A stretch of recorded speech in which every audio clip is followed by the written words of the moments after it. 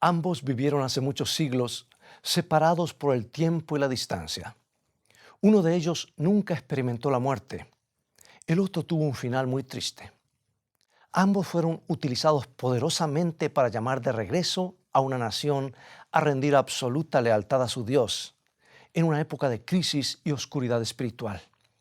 La Biblia se refiere a ellos como dos de los más grandes héroes que han vivido en esta tierra.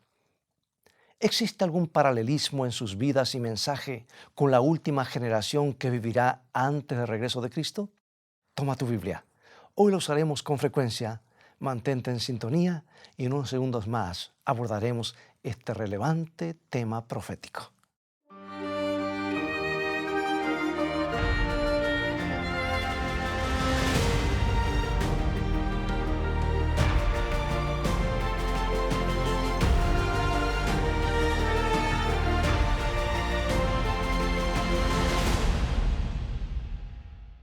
Los dos personajes bíblicos que representan al pueblo de Dios a través de las edades son Moisés y Elías.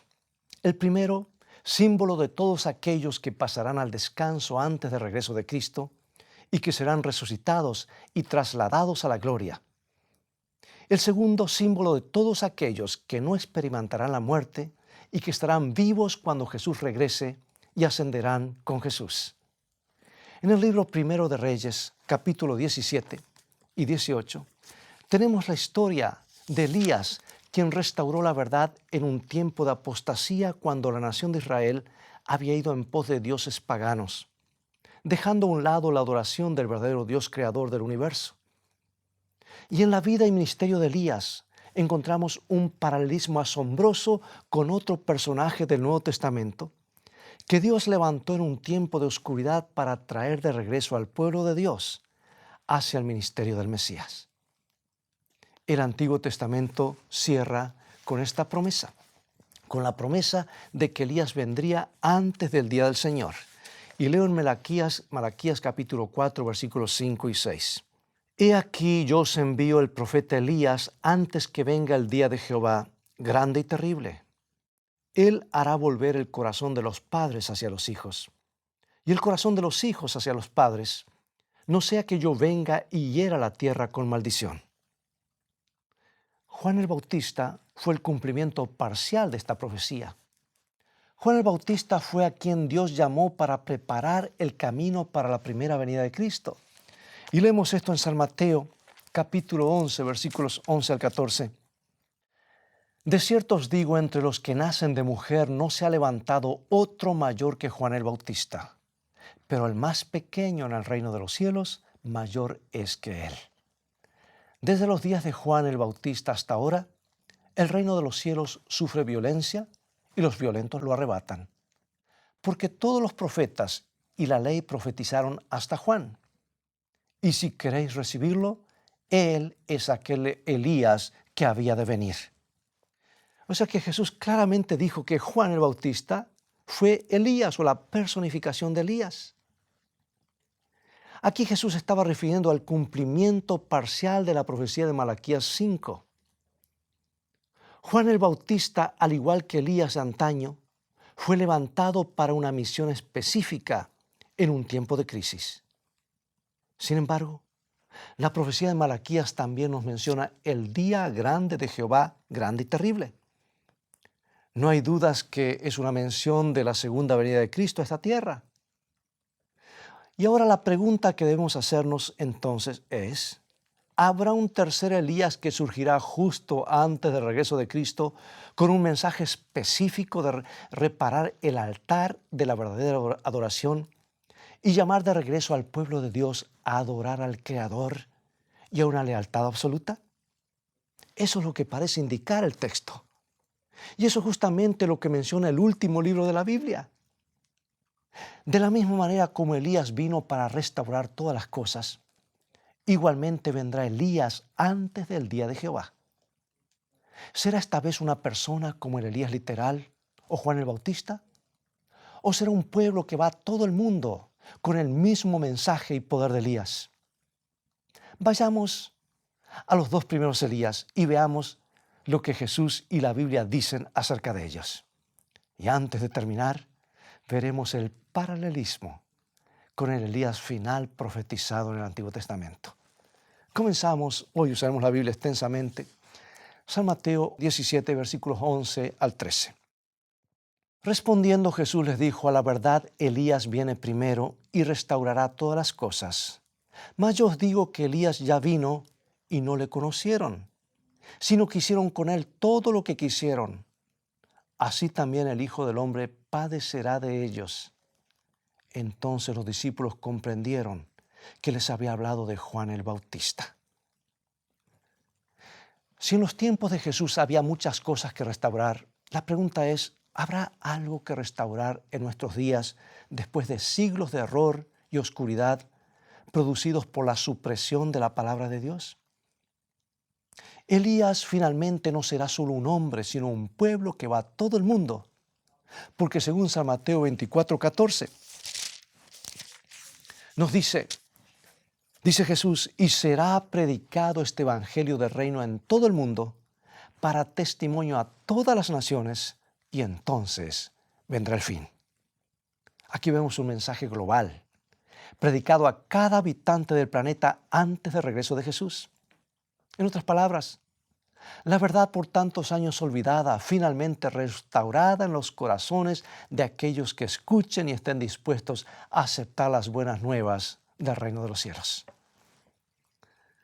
Para entender lo que sucederá en los últimos días, hay que estudiar la vida de Elías, por ser un tipo o figuras del Elías original. Tipos y antitipos nunca son perfectos. Por ejemplo, el santuario terrenal era una figura del santuario celestial. Otro ejemplo: Cristo en realidad no fue un cordero, sino un hombre, pero estaba simbolizado por un cordero, y en las Escrituras se lo llama el Cordero de Dios.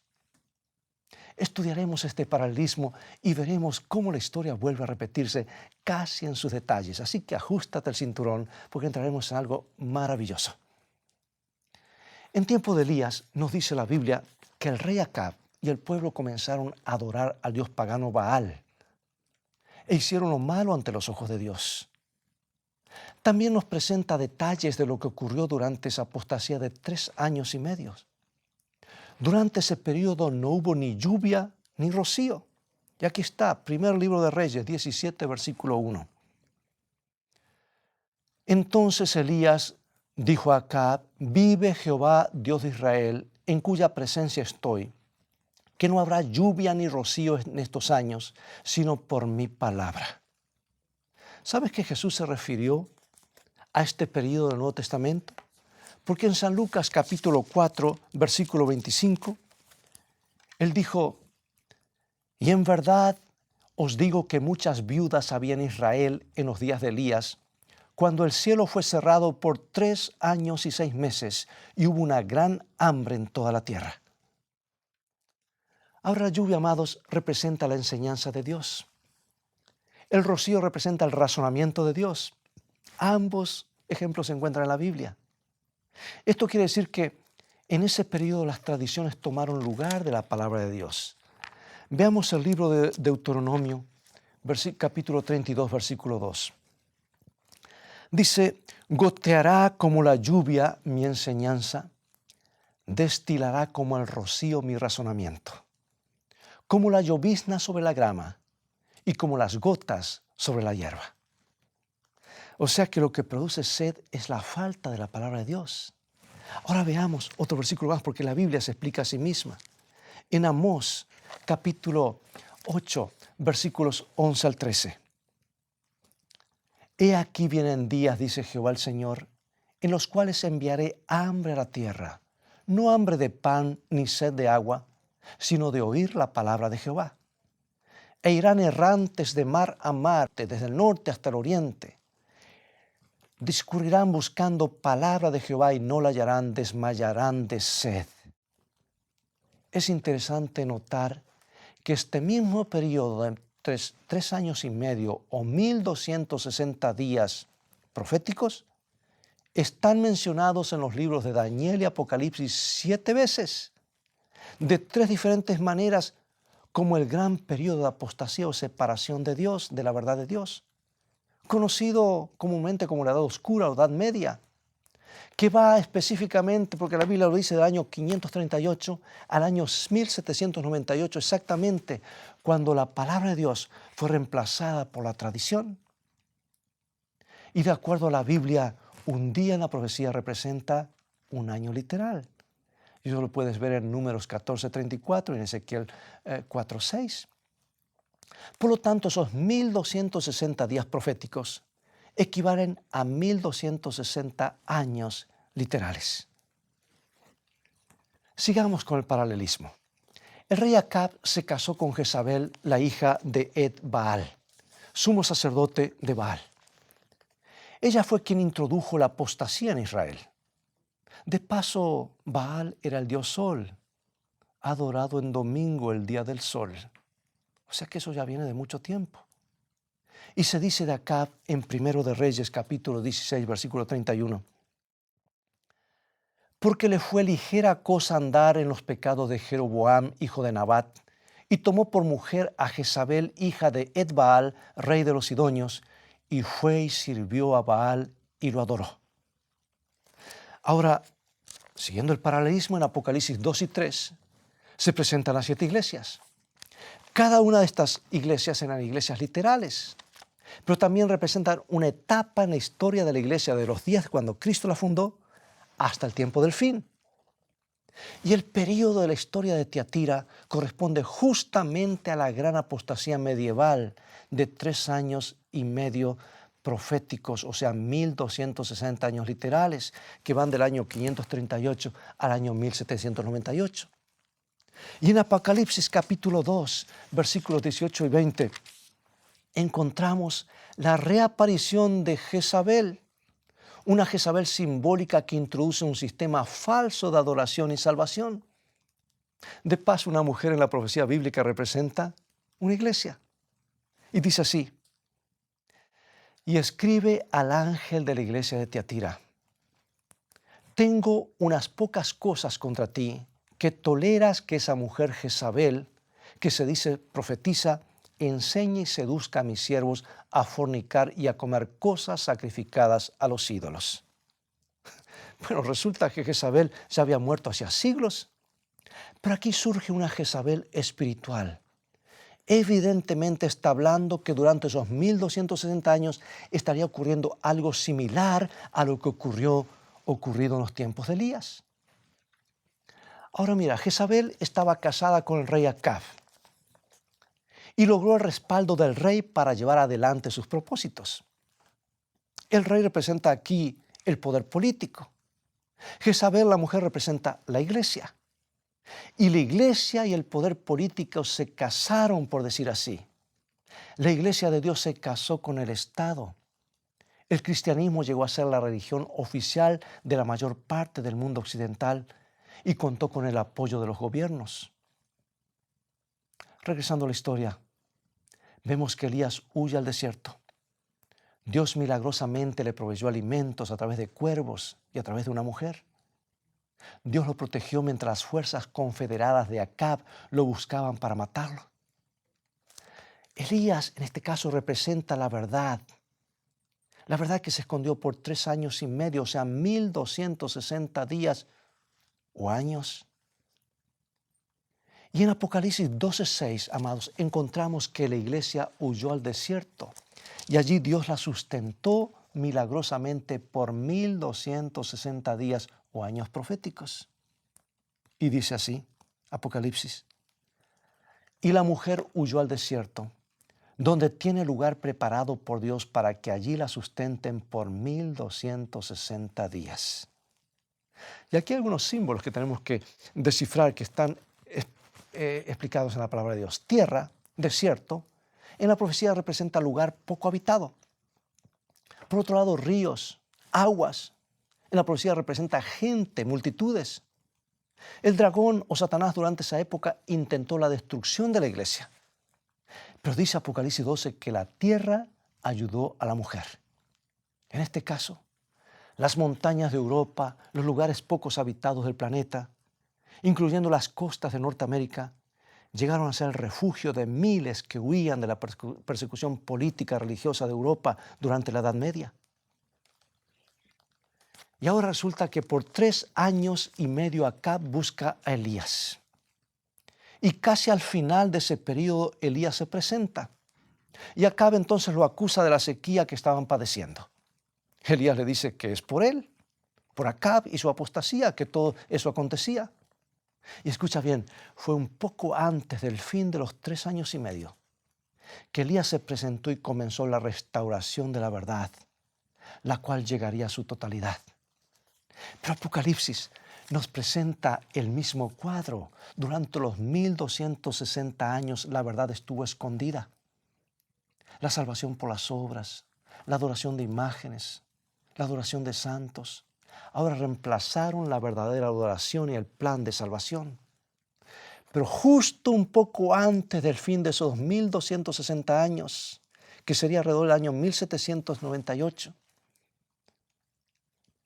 la apostasía comenzó a ceder a la reforma protestante con Wycliffe, Huss, Calvino, Lutero, Wesley, etc. Ellos comenzaron la restauración de la verdad por tantos años escondida. Y al final de ese periodo Dios levanta un pueblo y le da un triple mensaje en el marco del Evangelio eterno que debe ir a todo el mundo, restaurando así la verdad bíblica enseñada por Jesús y los apóstoles. En el libro Primero de Reyes, capítulo 18, versículo 21, Elías hace un solemne llamado. ¿Hasta cuándo claudicaréis vosotros entre dos pensamientos? Si Jehová es Dios, seguidle. Y si Baal, id en pos de él. Dos pensamientos, dos grupos, los que adoraban a Dios y los que adoraban a Baal. El corazón del problema fue un problema de adoración. Igualmente en nuestros días se ha levantado un Baal moderno, un falso sistema mundial de adoración. Por eso Jesús da el siguiente mensaje mundial a través de su pueblo en Apocalipsis capítulo 14, versículos 6 y 7. Temed a Dios y dadle gloria, porque la hora de su juicio ha llegado. Y adorad a aquel que hizo el cielo y la tierra, el mar y las fuentes de las aguas. Amigo y amiga, todo al final girará en torno a la adoración del Creador o la adoración de la bestia. Y cuando Dios finalmente respondió la oración de Elías, y recuerdas lo que dice el relato bíblico, y el fuego descendió y consumió el sacrificio, y todos vieron el milagro sobre la cumbre del monte Carmelo, a una voz reconocieron: Jehová es Dios, Jehová es Dios. Y sabes que de acuerdo al último libro de la Biblia, finalmente habrá solamente dos grupos, los que adorarán a Dios el Creador y los que adorarán a la bestia. Es por eso que Satanás está empeñado en hacer guerra contra el pueblo de Dios, que anuncia al mundo: adorad a aquel que hizo el cielo, la tierra, el mar y las fuentes de las aguas. Jesús le reveló a San Juan hace casi 2000 años quién es este pueblo. Así los identifica Apocalipsis 12, 17. El dragón se llenó de ira y se fue a hacer guerra contra los que guardan los mandamientos de Dios y tienen el testimonio de Jesucristo. Aquí está. Pronto todo el mundo reconocerá que Jehová, quien creó los cielos y la tierra, es el único que merece adoración. Finalmente, Dios da una orden a Elías. Primer libro de Reyes 18, 19. Envía pues ahora y congrégame a todo Israel en el monte Carmelo. Y los 450 profetas de Baal y los 400 profetas de Acera que comen de la mesa de Jezabel. Y Elías congregó esa confederación que buscaba destruirlo. Pero la destrucción hacia Elías se volvió en contra de ellos y ellos mismos fueron exterminados. La Biblia nos dice, amados, en Apocalipsis, que en el tiempo final habrá una triple alianza para destruir al pueblo de Dios. Pero la sentencia de muerte se volverá en contra de sus propias cabezas al darse cuenta que han sido engañados. ¿Está esto en la Biblia? Apocalipsis 16, 3 y 14. Y vi salir de la boca del dragón, de la boca de la bestia y de la boca del falso profeta 3 espíritus inmundos a manera de ranas, pues son espíritus de demonios que hacen señales y van a los reyes de la tierra en todo el mundo para reunirlos a la batalla de aquel gran día del Dios Todopoderoso. Y al igual que en los días de Elías, se acerca una gran batalla, la Biblia la llama el Armagedón, una batalla entre la verdad y el error, una batalla por la lealtad de cada persona. Según Jesús, Elías restauró y restauraría todas las cosas. Elías restauró la verdad. Y lo primero que hizo fue restaurar el altar, símbolo de la verdadera adoración. Hoy también hay que restaurar la verdad. Jesús es la verdad. En otras palabras, lo que hay que restaurar es la verdad bíblica tal como fue presentada por Jesús y sus discípulos. Él dijo, santifícalos en tu verdad. Tu palabra es verdad. Y ahora, amigos, ¿cómo terminó la historia de Elías de antaño? ¿Y cómo terminará la historia con el pueblo de Dios o el Elías de nuestros días? Dice el libro Primero de Reyes, capítulo 18, versículos 43 y 44. Y dijo a su criado, sube ahora y mira hacia el mar. Y él subió y miró y dijo, no hay nada. Y él volvió a decir, vuelve 7 veces. Y a la 7ª vez dijo, yo veo una pequeña nube como la palma de la mano de un hombre que sube del mar. Y él dijo, ve y di a Acab, unce tu carro y desciende para que la lluvia no te ataje. Elías envió a sus siervos 7 veces. Finalmente vio una nube. Y cuando regresaron a la ciudad, recibieron agua en abundancia. Hermano y hermana, amigo y amiga, la predicación de la palabra de Dios en su total abundancia vendrá por el derramamiento de otra lluvia, la lluvia tardía del Espíritu Santo. Está prometido y va a ocurrir. Y mi ruego es, Señor, que esto ocurra en nuestra generación. La tierra está seca y sedienta de la palabra de Dios, de toda la verdad de Dios, no solamente una parte. Hace mucho, mis amados, desde los tiempos apostólicos que nos llueve en abundancia. Y esto será lo que finalizará la predicación en todo el mundo, la lluvia tardía prometida por Jesús a su iglesia. Finalmente hay un decreto de muerte para Elías. Después de presentar la verdad y después de que cada uno hizo su decisión, Elías tuvo que huir. Se refugió en una cueva en las rocas del monte Horeb, hoy conocido como el monte Sinaí, donde Dios había dado su ley. Y allí pasó la noche. Desde allí escuchó la voz de Dios y desde allí pudo contemplar la gloria de Dios. Amigo y amiga, cuando se ha dado el último mensaje y todos hayan tenido la oportunidad de hacer su decisión ante la luz que han recibido de seguir a Dios o a la bestia, habrá terminado el tiempo de gracia y vendrá un decreto de muerte. Dice Apocalipsis 13. Y se le permitió infundir aliento a la imagen de la bestia para que la imagen hablase e hiciese matar a todo el que no la adorase.